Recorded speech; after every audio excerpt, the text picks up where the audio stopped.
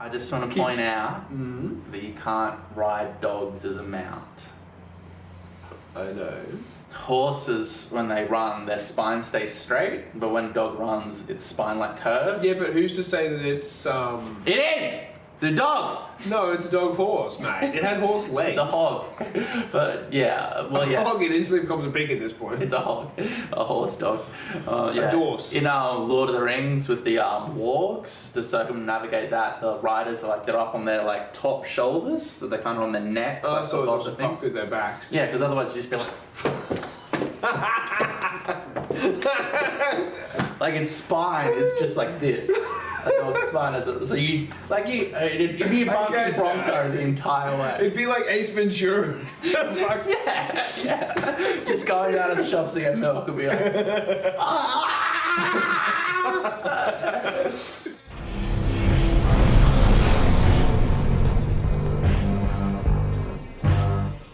So I open with these serene panning shots of this macabre landscape with these black trees and red flowers, the leaves on the trees are just kind of panning around, setting the atmosphere.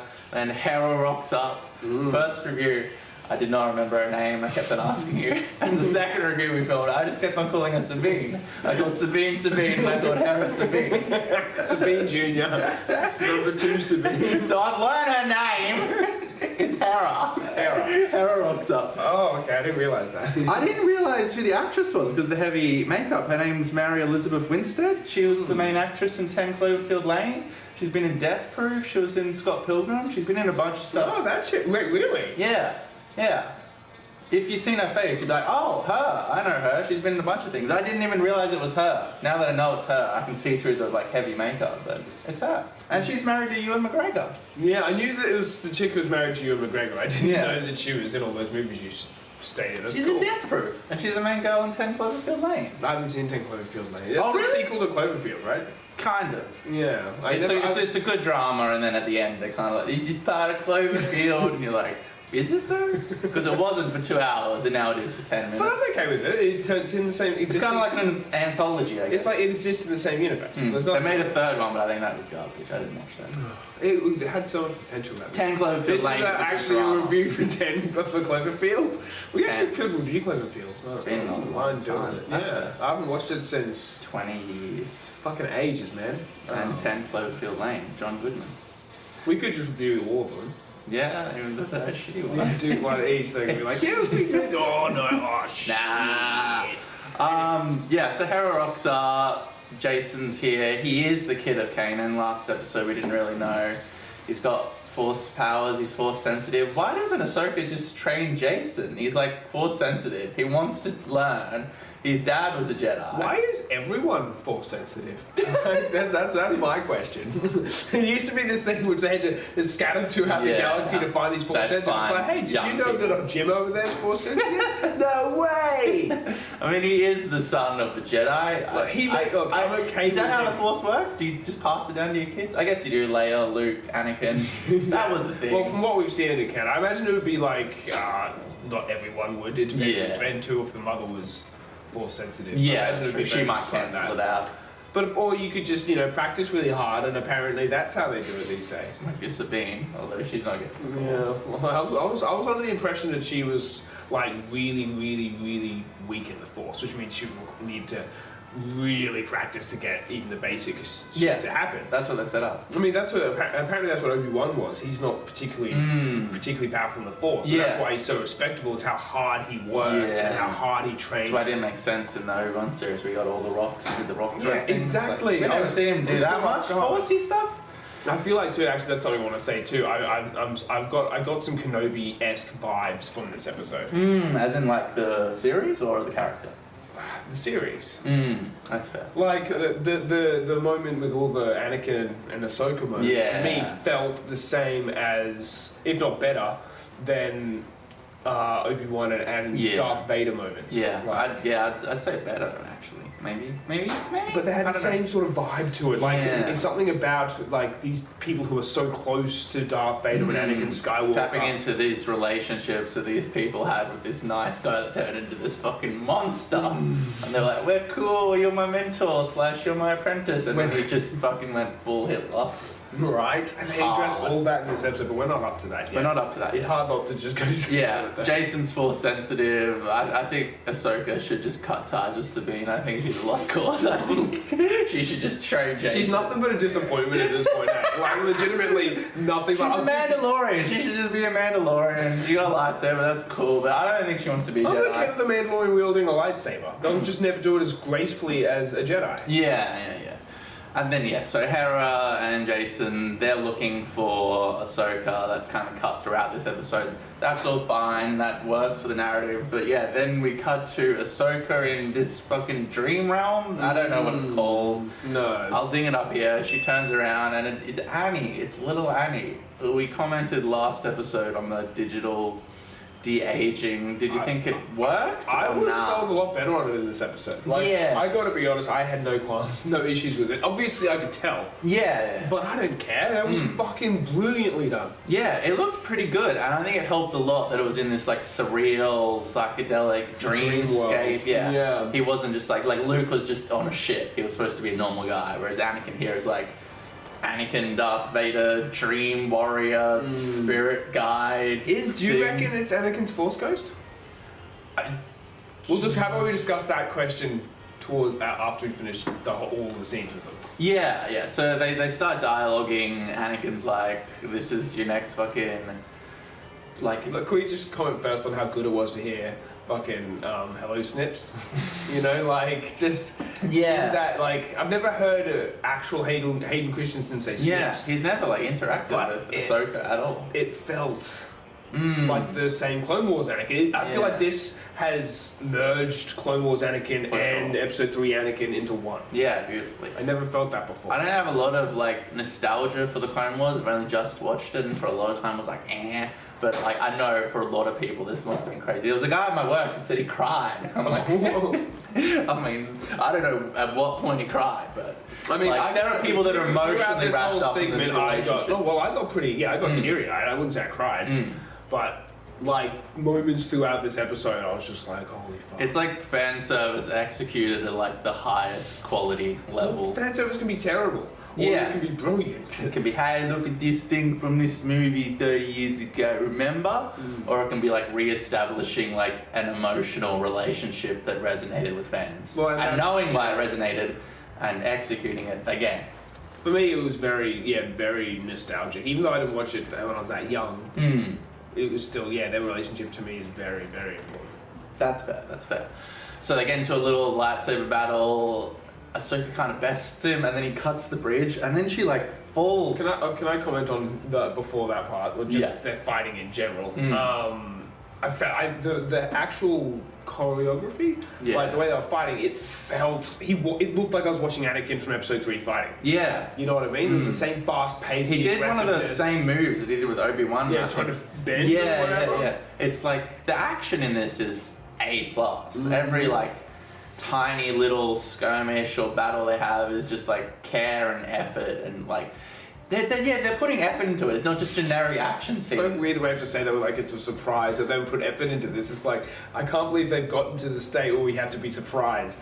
Well, sometimes a show is happening and they get to the battle scene and here's a battle scene, and I'll just kind of do a generic battle scene. Where this seems like care and effort was taken into every move, every style. They mirror each other in the battle too, because he trained her. You know, But Ahsoka's leveled up. She's old as fuck now. She is old as fuck too. I honestly still don't think Anakin was going all out though. No. He's trying to train her, not kill her. He's saying that. Yeah. I mean, maybe later in the duel. Maybe later. It gets pretty hectic. So she kind of bests him, and then he cuts the bridge, and then she falls through this surreal, psychedelic, hippie, trippy thing. It looked so beautiful. It was all hazy and smoky, but really bright colors and bright lights, and it just full on looked like a dreamscape, because it kind of was a dreamscape. Yeah. But they're also kind of reliving an early battle in the Clone Wars. What did you think of young live-action Ahsoka actress? Yeah, she was alright. She did a decent job. I didn't have any problems with her, but I wasn't like, oh my god. Yeah, it was kind of weird at first because I'm so used to seeing cartoon Ahsoka. It's always jarring when you've seen something for so long in one medium and then all of a sudden you see it switched into a completely different medium. It's always kind of like, I feel like it was convincing. Yeah, she seemed like Ahsoka, young Ahsoka, and we get all this fucking Clone Wars. Dude, the feeling I felt when I saw them do Anakin for the first time, that outfit in live action was like huge for me. He had the hair. The hair, fucking that outfit. I was just like, armor. It's so reminiscent of Darth Vader. I didn't really pick up on it until I saw it in live action. Like the whole chest plate bit with the cape. Yeah. He didn't have a cape, does he? It's sort of a robe-ish thing. I don't think he has a cape. But yeah, it is reminiscent of Darth Vader. I don't think you know what I mean. Yeah. I don't know. I picked up on it, but yeah. Yeah, that he runs off. It looks beautiful. Oh my god, it's amazing. Just seeing the clones, the explosions, everything. It's high quality. It's not shit, and it looks good. It feels cheap. Why does the Mandalorian and Boba Fett look fucking cheap? Why did everyone look cheap? Why does Andor not look cheap? They had to look cheap. And why does Ahsoka look expensive? Like they put all the money into Ahsoka and Andor. Unless they're just better at like production design. Well, Dave Filoni has this, so they have more faith in it, maybe. But how would you not have faith in the Mandalorian, which you already made you money? Yeah, I don't know. It might just be the way they're executing it. It's just the people they hire. They hire the wrong people for the job. I don't know the budget of the Mandalorian season 3 compared to Ahsoka, but Ahsoka looks like a movie pretty much. This looks fucking amazing. It's pretty close to looking like Star Wars Episode 7 or something. Yeah, I know it's not anywhere near that budget, but like it looks fucking cinematic. It's fucking insane. Like it's crazy good, and it's. Oh, I just fucking loved it. Like even seeing like the old separatist walker droid thingies in the background, and like just the flashes of the gunfire. The cinematography was beautiful. And that Anakin walking when he's come on, let's go. Oh, he has that conversation with him, and I feel like this is what I mentioned when I was watching it today. I feel like Ahsoka is now watching something she's seen before, but through the eyes of someone who knows what happens to Anakin. Yeah, absolutely. And seeing how aggressive and soldier-like he was. Because thinking about how... Watching this has made me click about how pure genius Palpatine's whole plan was. The Clone Wars took the Chosen One, who would have been trained to be a Jedi, peaceful and so on, and forced him into a war situation where he has to control, kill, lead, fucking makes him into a full-blown soldier, which is perfect for a Sith. Yeah. And she's just seeing it outplay, and it shows when he's marching away, and it flashes Darth Vader. Which I was just like, oh! It was very cool. She's like empathetic towards all these clone troopers that have been injured, and he's like, this is war, you know, you have to do what you have to do in war. So you're right, there is like a lot of like deep themes here and like backstory and like deep character introspections. Ahsoka's trying to learn a lesson here, which is basically to have more empathy, I think. She's like relating to these clone troopers. Trying to work out what he was trying to teach her as well, you know? I don't know if it's literal, because he's just like, fucking sometimes you need to be a warrior, especially in a war, you know, shit happens, people die, you need to command them to death, and she's like... But that's what shaped him, so he feels like it's the only way now. Yeah, we get Battle of Mandalore, it's like gone forward in time. Yeah, and she's a bit older again. She was wearing her younger Ahsoka outfit in the first flashback, and now she's wearing her later Ahsoka, and you know, he looks different too. Yeah, and the little battle sequence they do here for the Battle of Mandalore is fucking brilliant. Just Ahsoka fucking people up. Yeah, the Mandalorians and everything. Great, it was beautiful. It looked amazing, the choreography was really good. The editing was great. And it's believable because we've seen Ahsoka fuck shit up so many times. Yeah. You know? Just on live action. And kudos to the little young actress if she did all those like moves and stuff. It looked like her for a lot of it. It was fucking convincing and brilliant. I was like, this is fucking quality. Yeah, Dave Filoni, man, hitting it out of the park. Somehow home run. I think because he's a fan, he can just tap into what he wants to see, and that turns out that's what everyone else wants to see. Yeah. You know how funny that. Yeah. Ryan Johnson was like, what? No, watch the original trilogy once. Anyway, Luke's a fucking piece of shit. I always hated that guy. He sucks. He's drinking milk out of a big titty monster. Yeah. We need to stop. This is We're not talking about The Last Jedi again. Oh, fuck. Are we ever going to move on? They destroyed my childhood hero! I'm moving on. I've gotten over it. I'm not bitter. And I think it's just because the attitude of tossing on the go worked really well. So it's still keeping that kind of like. Well, see, again, I mean, and I told Brian this, it's no surprise. I said, I just fundamentally disagree with your concept of this character and how you use him. Yeah, and then Ahsoka, because she is reliving these experiences. Anakin just comes in, he's not there, they have that conversation about... Yeah, and she, like, brings up Darth Vader, and she's like, Well, hold on, we just got to get to that first, though. Okay, right. Come on, sorry, I want to do this play-by-play. You go. I can't remember obviously the exact words they said, but yeah, they started just discussing the dark tone. Yeah, you weren't here for this, and I feel like she wanted to. I don't know if I'm thinking too much into the character, but like she knows this is what happened right before Order 66, but she doesn't want to mention it yet. She hasn't gained that courage to say anything yet, but I feel it behind her words. It'd be kind of awkward to bring it up. It's like, I don't remember this battle. That's because you were killing fucking Mace Windu, you can't. You're fucking stopping kids.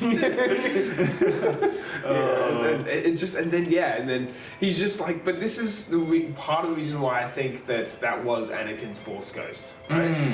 Is when she's just like, no one knew how powerful he could possibly become, and he almost seems somewhat offended, like, is that what this is about? Sort of thing. Like, he seems somewhat hurt by it. It's like, why can't people just fucking... I came back to the light sort of thing. Why can't people leave that in my past? Just forget about that. Like, he's trying to pretend that didn't happen. You know what I mean? And she's like, I cut the bullshit. He's like, for fuck's sake. Yeah, he says something about her being a reflection of him, and he's a reflection of Obi-Wan. Obi-Wan's a reflection of fucking Qui-Gon.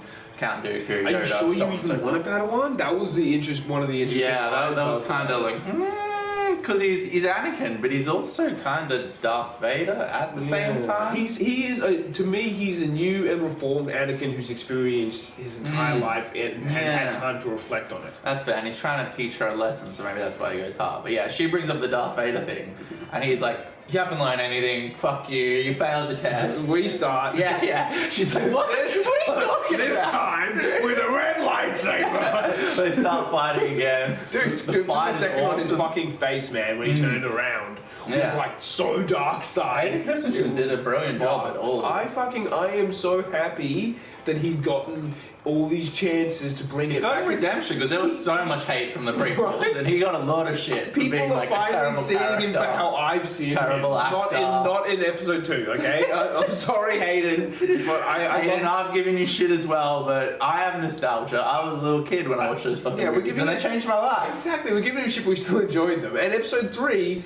was a lot better, okay? I saw episode 3 one as way better. That's fair. And now it's just like, you fucking are nailing this, and it's amazing to see you playing Anakin. He gets redemption. Feeling it and just doing better than I even thought he could. You know, as soon as he turns to Darth Vader, his whole mood has changed. The intimidation he has now. How he moves, like the fucking... There's just this moment where he first hits or whatever, he does like this. Just the coolness to body language is like implying intent and emotion. The smoke around him and shit, like the lightsaber's reaction to it. It's perfectly painted.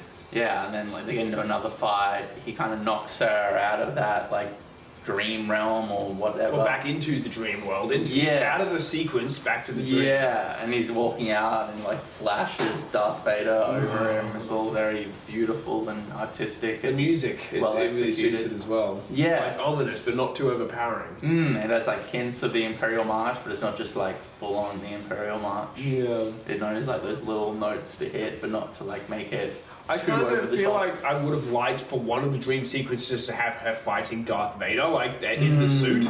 The Flash was cool, but I would have loved for a moment for them to be fighting on like the Death Star or something like that. That would have been sick. That's fair. But it's okay. It was would have awesome. been nice. Yeah. Ahsoka ends up besting him, and then Yeah, I don't know how I felt about that.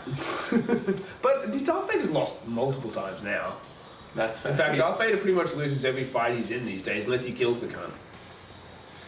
Yeah, that's fair. I mean, him and Obi-Wan went back and forth in the series, but then Obi-Wan bested him overall. Yeah. No, But I was that's okay with fair. that too. Yeah. You know, I'm okay. In the original trilogy, he was like seen from like, you know, the young rebels and like the foot soldiers and shit, and he was like the biggest bad of all time.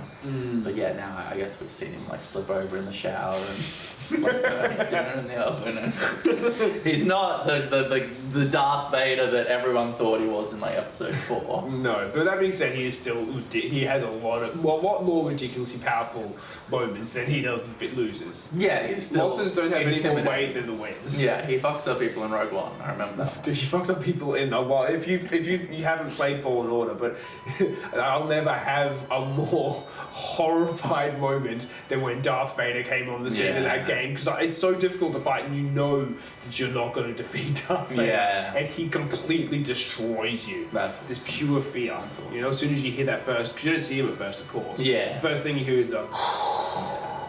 That's it. He's here. You know, Yeah. sort of things like, well, Horror. fuck, he's gonna drown me. It's like horror. Yeah. But anyway, what were we saying? She bests him and she has the opportunity to murder him, and the test was, I guess, show empathy. She tapped into the dark side there too. Her eyes changed to like Oh, a true. I didn't yellowy notice that. color. Like she like gets his red lightsaber, holds it to him, and her eyes flicker like dark side, and then she drops the lightsaber. It's like, because he says, you are all of me in you, or whatever, blah blah blah, right? Yeah. Well, I feel like that's true. She's like, yeah, but I'm the side of you that turned away from it. Yeah. She could be perfect, because Luke was always his own entity, sort of thing. He Yeah. never trained. He never spent any time with Anakin. Exactly. He spent very few fucking moments with Anakin. He probably spent like 4 hours with Anakin in his I don't entire even think life. that long. Yeah. Every time the fucking Darth Vader just attacked him. He's like, yeah? Cut off the- oh, I know Return of the Jedi for a while. They spent some time. They probably had couple played some, they didn't days. show it, but they played catch on Yeah, fucking before they went to the Emperor, yeah. She bests him, and I guess the lesson, the overall, like, the mission, the training, the point of it was, yeah, show empathy, because she doesn't kill him, and she passed the test. I also feel like, I wouldn't say it's given us some sympathy towards Anakin, but just reconnecting with his younger self is probably given him a bit of closure. Yeah, that's fair. I hope later on he'll appear to her one more time, just as a sort of, and they can have some sort of understanding now that he's returned to the light. There's 2 more episodes, and there's a lot more Star Wars after this. Yeah. I'm sure we'll get There's more. a movie Ahsoka. where this is all relevant. Yeah. Dave Filoni is getting a movie that's going to wrap up this. I don't know when that's going to be. Or Surely Thrawn's going to be the main antagonist of that movie. they're kind of building that up. You would imagine so. And then she there's this really cool surreal moment where she submerges in water, water starts submerging her, and that bleeds into her in the water being rescued and stuff. Yeah, that's right. This episode was directed by Dave Filoni, and he did a great job. He chose a of good directing. episode to direct. Yeah, he was like, this is my episode. He directed the first one as well, and I'm sure he'll direct the last one. But yeah, it's just it's interesting to know the episodes he directs. So he's written every single fucking episode. Fucking, But I he's love directed you the so first much, one Dave and this Filoni. one. You do not get anywhere near. I mean, I'm sure you get a lot of recognition. Don't get me wrong, but not enough. Not enough. You need more. Yeah, very cool, surreal, interesting sequence of her being submerged. She wakes up. There's a whole scene here where she doesn't have a leather headband. Yeah, that was weird. I didn't know what was wrong at first. I was looking at it ugh, why does she look so gross? What is happening? What the fuck? You can see ear holes and shit. I'm like, oh man. I'm like, oh, she's not wearing a leather headband. Oh, jeez, I didn't notice the ear hole. She had weird I was ear so holes. focused on where the this part. You can tell that in Star Wars they just put leather headbands on all the aliens that had big head prosthetics, so they didn't know how to blend them properly. Yeah. Well, they still don't. No, they still don't. It looks weird. But I mean, look, they all wear those headbands. They're a very important thing for their species. Yeah, well, even the Twi'leks and any Star Wars creature that has massive head prosthetics. Not all of them, but The Twi'leks, not all Twi'leks wear those. that's fair. Do they? I feel sometimes they have things on there. They're all the same colour though. Mm. They're not multiple colours. I think that's the main problem. Yeah, it looked weird and odd. That's my point. She goes up to Hera. Hera's like, what the fuck is going on? What the fuck is going on? She finds a ball and she like taps into the Force and sees like what happened to Sabine. And then they go up to this pod of fucking star whales. This feels really fantasy to me. I really enjoyed it. I love the whale idea. Like, it's fucking weird. It feels something that were more kind of Star Trek than Star Wars, though, to me. Well, there was that fucking whale movie of Star Trek. The whole encounter of Farpoint thing with That's true. Yeah, space jellyfish. Creatures. Even in the games which I used to play, like Starfleet Command 3, I don't know if anyone knows that game, but fucking used to have sometimes encounter space monsters you had to fucking kill, cunt. Yeah, that sounds very on Star Trek. It was big and epic and grandeur, and like they pan through all these space whales, and there's this massive one. And you're right, it is like weird and far out and crazy, and like he's paying homage to the past with all the like the Anakin stuff, but then it feels like it's treading new ground and taking more risks in other ways. Even though all these space whales are in Rebels, but it's weird and it's out there in the live action realm for what we've seen. It seemed odd to me, like not on Star Wars, even I'll accept it into Star Wars sort of thing, to go to a different galaxy. To me, it was always that galaxy. That was the galaxy, you know. And now going into a different we get a dream realm, we get fucking star whales, and we get another galaxy. He's like, fuck this, we're out. Oh, so yeah, I love, she goes out, there's this massive whale, she like kind of communicates with it. They fly the ship into the whale's mouth. There's this whole like I don't know where they're going. Yeah. You fucking what? I love that moment. Hu Yang says something, she's like, I have no idea. We shall see. Just like off somewhere. There's this like fucking thing with Hera and the fleet and tension and stuff, you know, that's all fine. And yeah, they get in the mouth of the fucking whale and they fly off. Craziness. Overall, episode 4. Fucking on point. It was awesome. I enjoyed the shit out of it. It probably was some of my favourite Star Wars to date. Like, not I don't love it more than, obviously, the original trilogy. Like, the movies.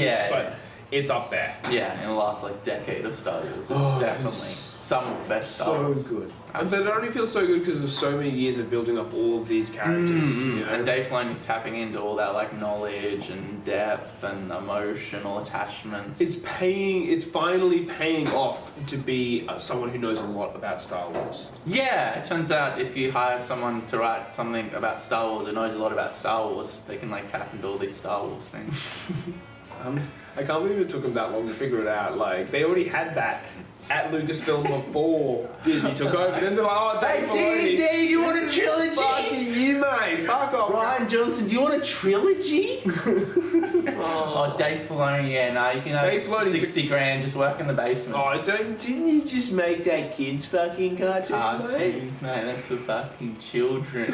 We're doing the big stuff up here. Doing the big stuff. See, this is Ray. She's doing the next big thing, yeah? She's like Luke, only better. Luke sucks! You want another beer? Yeah, I was about to say, I'm going to go grab another beer. But if you want to grab that's even better. Entertain the audience.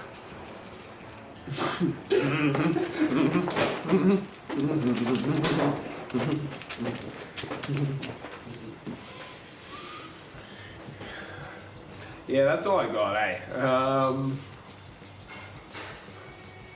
Yeah, Star Wars.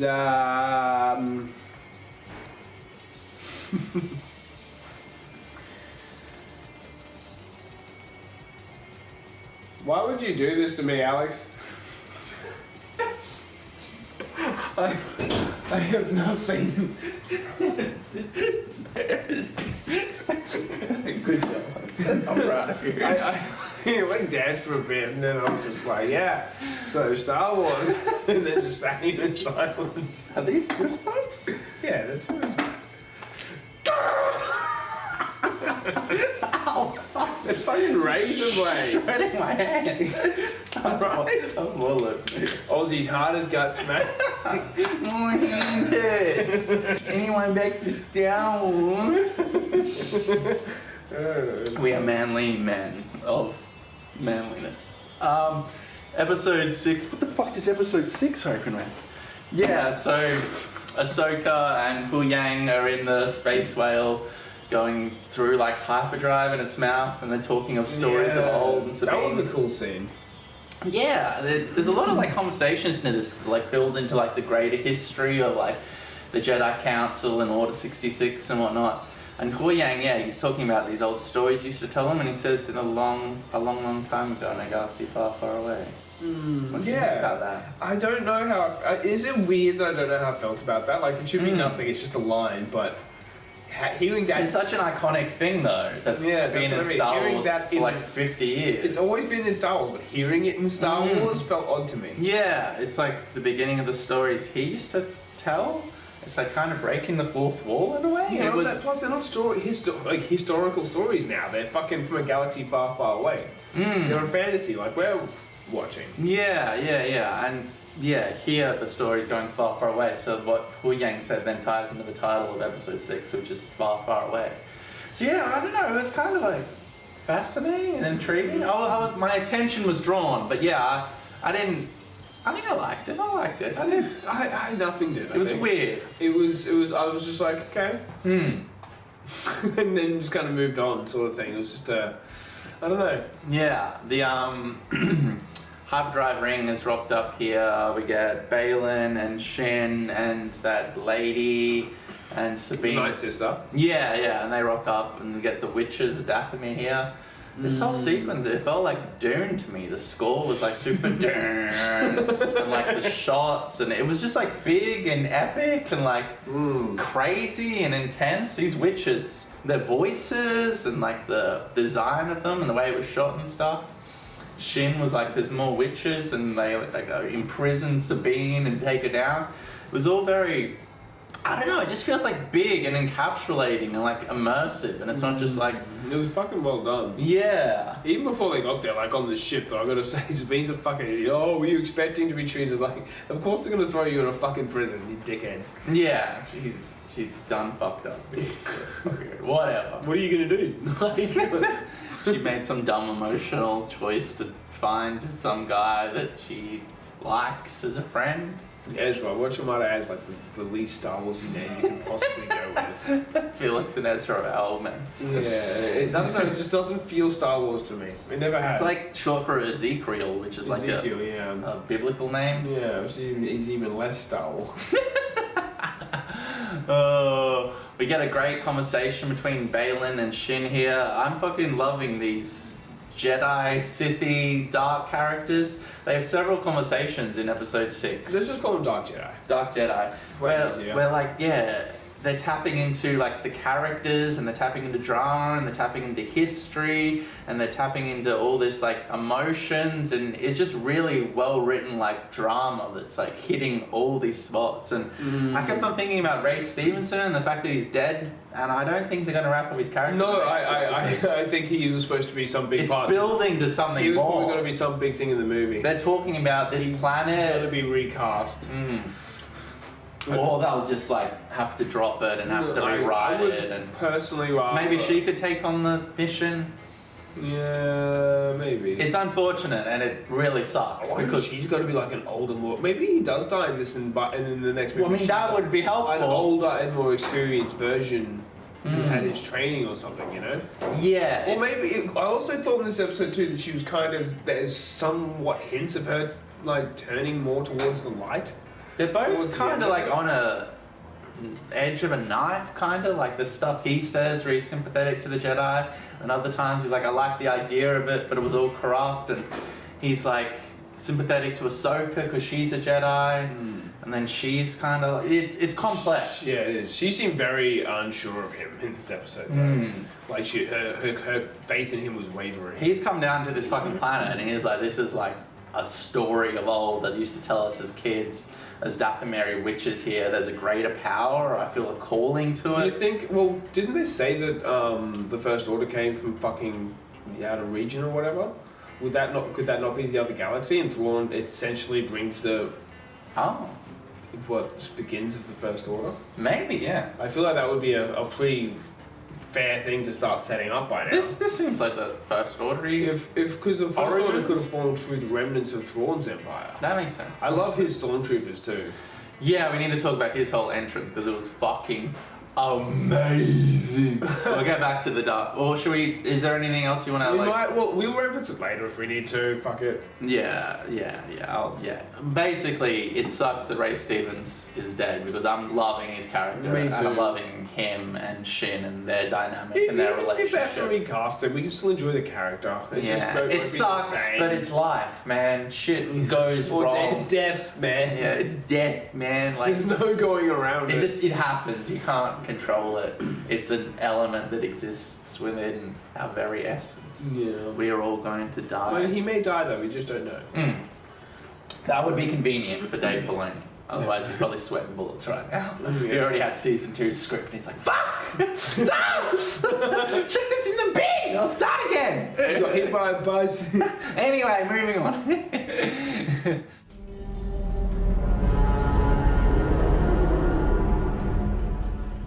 Yeah, so they're on this like big stone column thing, and the Star Destroyer from Rebels rocks up, and it's all like repurposed and fixed, but like all dinky, not like the Star Destroyer Empire. from Rebels. That thing goes back to the fucking Legends days. That Star Destroyer. Yeah, at this point it's fucking. Like it was in that Empire at War game, that strategy game, the Yeah, like okay. Battlegrounds, but the newer version. Okay. Old as fuck now. Yeah. But yeah, when you got Thrawn in space battles, it was his particular Star Destroyer. It had all this true. history and shit back in the day too. Okay. Yeah, he's like the heir to the Empire. That's what his whole Yeah. thing, Legends, was about, and it looks like they're starting to go into that, That's cool. which is crazy because it's supposed to be one of the best Star Wars stories ever written. Yeah, it's like a trilogy of books, or maybe even more than a trilogy of books. Totally the audible. Fucking don't know what's going I on. remember seeing the covers in the library when I was a Yeah. kid, like before I'd do episode it at 2 was borders and out. shit. Yeah. I just go down my breaks at Jellyfish or whatever and fucking. Yeah.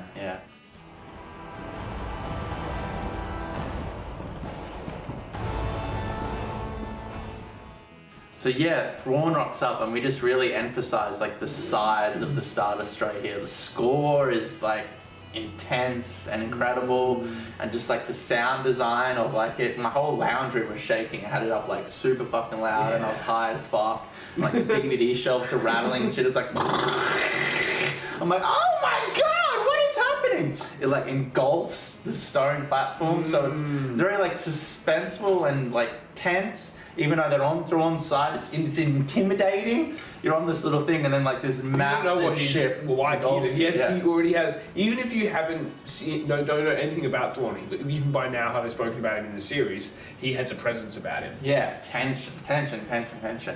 The ship engulfs the stone thing. All these stormtroopers, which are really cool, they're like wrapped up in red tape, and they're all cracked and glued. They're chanting, "Thrawn, Thrawn, They Thrawn." are totally not stormtroopers. They're stormtroopers, but they have to be people from that galaxy.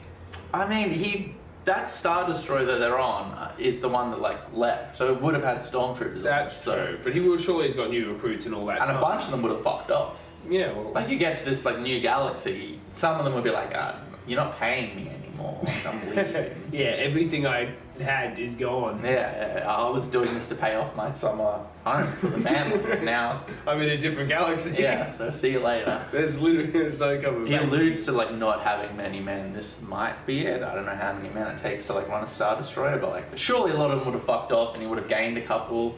We only really see this planet. I don't know if there's more out there, but We'll see. But he's in a Star Destroyer, so he can fly to different planets, surely. and he would have too, probably. Yeah, sure. He's been on adventures for like a decade or so. Yeah, I did love the design choice of the stormtroopers. I thought that was, especially that commander one with the gold face. I wrote his name down. I loved him. He fucking seemed very cool. Enoch. Like Enoch Thompson. Yeah, from to Broadwalk me, Empire. I got vibes of what Captain Phasma was supposed to be. Yeah, but immediately he's like intense and cool and interesting. Like Captain Phasma did nothing and then she died. Yeah, I feel like we're gonna get some shit from this guy. For sure. Just a couple of shots they showed of him. They're all like chanting and Thrawns are walking in and they just like cut to him. It was like entrancing and captivating and it was immersive. I wasn't a fan of the casting choice though. Really interesting. To me, he didn't. I mean, he may do an amazing job, and I'm perfectly doing one hit, and I am enjoying him so far. Yeah. Like he's still doing a good job. He just looks odd to me. Like Thrawn always had a very thin face. Yeah. Like very thin and more calculated. This guy kind of looks more, I don't know, British. He's Danish. His name is like Lars Mikkelsen. Lars Mikkelsen. He's Danish. He's done nothing wrong and he's doing a great job in the role. I'm not. He was fat. I'll be honest. He was fat. Thrawn was never fat, but he's a human being, and I guess the actor not though. was fat. He's a kiss. Yeah, well, yeah. Species. They're not. Yeah. They're blue and they have red eyes and That's I've never seen a fat skinny. one. They're very thin. They're very thin and calculated. Yeah. Like bounty hunters or. He was not thin.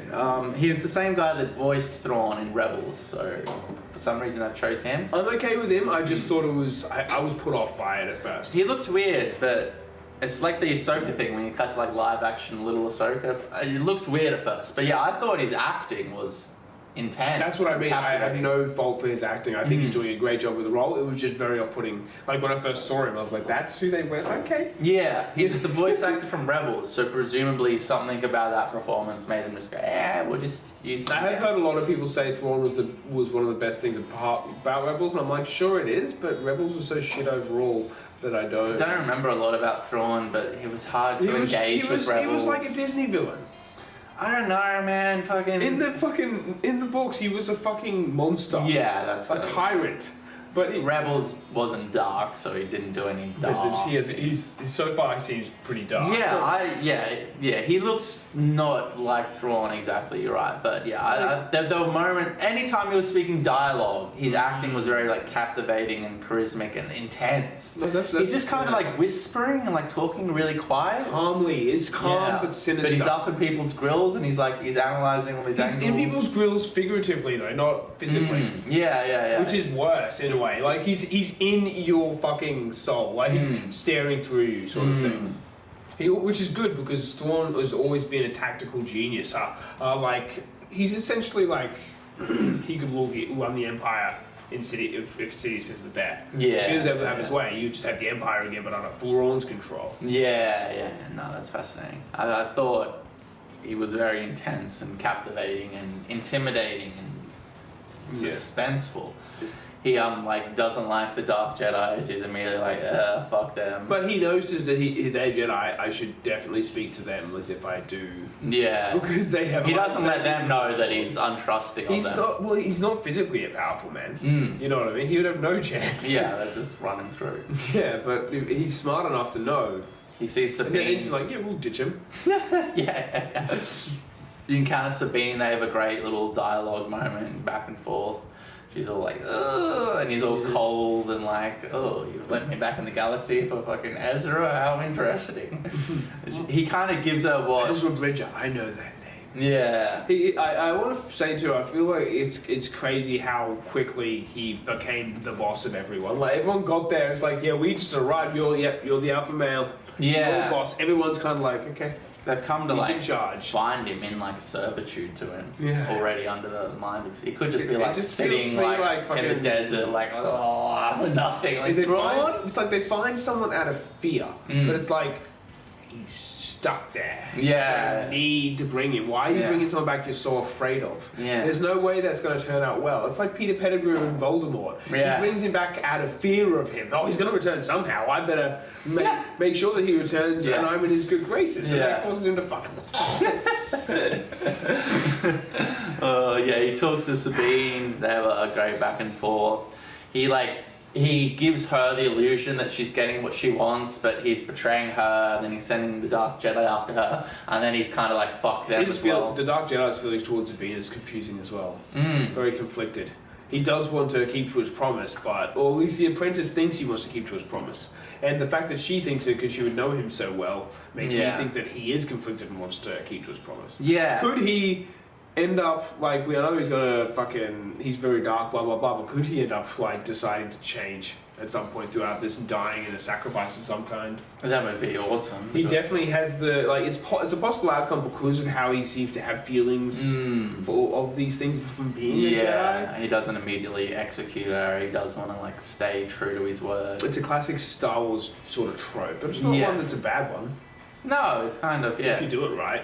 Confliction. It's a base human emotion that we feel all the time. I want this, but I also want this, and they conflict. Yeah, that's fair. Yeah, so Sabine gets on this dog creature. She sets off. Oh yeah, that dog creature. I love it. He was great. He was like endearing, and he had character. How good would like efficient would that thing be? It's like as fast as a horse. You can ride it, and it can sniff shit out like a dog. That is fucking. It gets a great like redemption arc in this like one episode as well. Like there's a great bandit fight. It's great. She gets out with the blasters at first and lightsaber later on. She doesn't have a helmet because it fell off or whatever. More screen time. It's like no, just wear the fucking helmet. It's cool. Wear the helmet in the action scenes. How fucking did Jana be pissed, mate? Yeah. This is the way, cunt. And then so it bailed on her, and then later on it comes back and it rectifies its mistake. But it had like character and it had spunk and emotion. Exactly, it's like a dog in personality, but it rides like a horse, which I love. Like it comes over, it's like I'm sorry, I bailed. I just want to point out that you can't ride dogs as a mount. I know. Horses, when they run, their spine stays straight, but when a dog runs, its spine like curves. Yeah, but who's to say that it's It is! It's a dog! No, it's a dog horse, mate. It had horse legs. It's a hog. But A hog, it instantly becomes a pig at this point. It's a hog. A horse dog. A dorse. In Lord of the Rings with the wargs, to circumnavigate that, the riders are they're up on their like top shoulders, so they're kind of on their neck. Oh, like, so above it just fucks with their backs. Yeah, because otherwise you just be like... like its spine is just like this. A dog's spine is it. So it'd be a bumpy bronco the entire way. It'd be like Ace Ventura. yeah. Just going out of the shops to get milk would be like... But what's to say this creature doesn't have the straight? Sure. It is a hybrid. So it's an alien creature. It's not a warg. It's not Baba Mingi. It's a fucking Star Wars animal. And it was great. It had character, it had personality, and the fucking dog mount had a little redemptive arc in this fucking... It wasn't much, but it was just enough. It was beautiful. I loved it. Yeah, we got the great bandit shootout. Once again, the action is A+. The dog tracks to this area, is drinking water, and we got this weird turtle fucking crab guys. Animals. At first I was unsure of them, but then I was just like, who am I kidding? I fucking love these guys. Yeah. They had little clothes on, like little 20s fucking suits and shit. It felt so inherently like fantasy, and I got like a big fantasy vibe from these two episodes in general, like Wheel of Time, Lord of the Rings, like the fantasy genre. There were witches in it, there were like space whales that had incredible abilities. It's like sci-fi feels like it has to branch away from that, but Star Wars has always been... Yeah, space fantasy. Exactly. The Force, it's magic. Obi-Wan's a wizard. Exactly, they literally call him one. Yeah, and fucking like Dave Filoni he's aware of the fantasy element. Dave Filoni's a wizard. Yeah, and he's leaning into it here, where like Jon Favreau and like a bunch of other people, they didn't really lean into like the fantasy elements or go too deep. But I guess Clone Wars and Rebels always lean into those fantasy elements. But it did both. That's fair. It's sci-fi and it's space fantasy. So yeah, all these turtle creatures emerge, great world building. They were like little practical puppets. Once again, great. They looked amazing. We see the little village, it's great. It looked practical, I couldn't see the Mandalorian, they got like the digital like screen around and it looked like real and felt real and felt like there were practical buildings and models. Well, there was bugable CGI. Obviously that creature's face was fucking CGI. I think some shots were CGI, but I think for the most part it was like a little puppet thing. It's like Baby Yoda, only like bigger. Maybe it's tiny, it's like... That poor horse. Which horse? Which is under that fucking thing. I was ordering a horse, right? I guess they don't need to actually use horses these days, do they? What? Nothing. Just the fucking... I thought, wasn't that not a fucking horse in a fucking outfit? Which one? The dog thing. Maybe there might have been like standard. It just seems so real. It was CGI. It just seems CGI, so real, but it though. worked, yeah. But the little crab turtle guys, they were... No, they were 100% real. Like, they were like suits, puppets, little miniature guys. I wish they had top hats though. I know they couldn't because of their eyes and shit. Smoking a little pipe. You guys have the top hat like back on their head. Have the eye stalks and the top hat back with that. The top, but there's like two holes in the top. Through their eye holes. So yeah, that's a classic. We see the little village, it's great world building, and then we see Ezra Mark! I did favourite character! I already like him more than Rebels Ezra. He's a lot older and has a beard. But he felt like Ezra. He did. There were moments where he's acting like, no, that's Ezra. It's like Ahsoka. She was an annoying kid who grew out of it. Now I'm hoping this is the same for Ezra. Yeah, I imagined him like on a different planet, like enveloped in this like political drama, like running another rebellion and all these like crazy shenanigans. No, just but he's like with the crab people. He's like 5 minutes away. Fucking crab man. Crab people. It's kind of pathetic, but I mean, I like to think it's not pathetic. What point is there to fight a war against one who has a Star Destroyer when you're just little Ezra by yourself in another galaxy? I just imagine the journey to him being bigger and more like expansive. Well, they've only got 2 more episodes. They've only got 2 more episodes. And that's the thing too, like, he's done the Obi-Wan thing, he's done the Yoda thing. He's going and chilling on a fucking rock, mate. He's got nowhere to go, nothing to do. Maybe he has his lightsaber? Maybe? I don't remember if he had it. There's no way he's going to get left. crab crystals there. Yeah. Do you think he's fucking one of the crab people? I think he's fucking multiple crab people. And he's like, oh, hey, Sabine! Oh, shit! Oh, just getting a blowjob from one. It's like, oh, yeah, no. I wasn't expecting you in this galaxy. Yeah, damn, well, that's cool.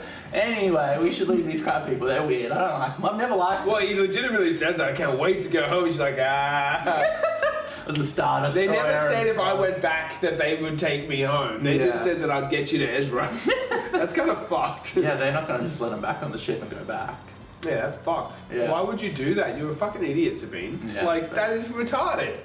Yeah, no, we can go and live out our days with the crab people. Yeah. I was kind of coming here just to hermit with you till we die. Now you're stuck with the crab here. people. You think I'm having sex with the crab people? No, they're having sex with me. And you're next. They're raping me now. Sabine. Me, you, and the crab people. This is our life. Can we take on Thrawn with what? Crab people? I'm just gonna go have sex with one right now. Fucking no. What ensues in these next 2 episodes is the crab people essentially taking on the Ewok challenge and destroying Thrawn with like wooden fucking traps and throwing rocks at him and shit. That would be very Star Wars. It's poetry. It rhymes. How depressing would that be after such a solid The start? crab people destroying Thrawn. That's the end. There's no movie. The movie's about something completely different. Thrawn's dead. The crab people won. We come back to Thrawn with the Dathomirian witches, and he's like, "We need to use something of black magic." And they're like, "Yeah, we know. The time's called for the black magic." I just want to say something. I kind of feel like we're getting to the point now where we deserve some Night Brothers. You know the fucking like you've seen in Clone Wars G. You remember the Night Brothers? In Fallen Order, they were a bigger thing. Okay. Darth Maul and Savage Opress were both Night Brothers. Okay. Yeah. They're essential. They're like the Night Sisters. They're more brutish. Warrior kind of They're more types? warriors and shit like that, but you can they obviously can use the witch magic to turn them into fucking Darth Maul and Savage Opress. Yeah, that's fair. Give us a live action one. Yeah. That's all I'm saying. That's fair. So yeah, I thought episode 6 was amazing. I love the nostalgia of episode 5, but episode 6 felt like it was just like doing new things and it's taking risks and it's going out there, but it's still like inherently Star Wars. It was pretty good. After the absolute I was blown away by episode 5. So episode 6 to me felt very flat, but at the same time it was interesting. That's fair. I preferred episode 6, just like the new world building and all like the creatures and whatnot. I don't have like the mass nostalgia for Anakin and Ahsoka. No, and that's fair. That's fair. I didn't watch it. You know how much I get. That's fair. Yeah, I mean, it's going somewhere. It's incredible. It's really good. It's only 2 more episodes. It's only 2 more episodes. I mean, yeah, the action is amazing, the acting is amazing, the drama, the dialogue, cinematography, the directing, the editing, the music. It all looks and feels interesting and fresh while still like being fan service at the best and highest quality. And I actually have complete faith that they're going to go well with the next 2 episodes. They've done well so far. Absolutely, and yeah, I'm not quite sure what's going to happen, which is interesting. Fucking idea what's going to happen. Black magic and Ahsoka. Ahsoka wasn't even in this fucking episode. No, well, I didn't meet her. I didn't miss her. This is all the shit that was happening at the same time Ahsoka was having her shit. They're like, they're mirror episodes. That's fair. So yeah, 2 more episodes to go. I'm excited, and I think I'm pretty sure they're gonna stick the landing. I reckon they will. The only sour note, it's not really sour note, the sad note is that Ray Stevenson is Unless dead. he dies. Then that'll be perfect. So that'll be great. I hope he fucking dies. No. But like this is In real life, when you he's say already it like dead. that, it's horrible. Oh yeah, that's bad. That's terrible. No, but I mean, I hope he dies for the character's sake. Yeah. Alright, we'll see you guys for the last review. Whenever. Peace.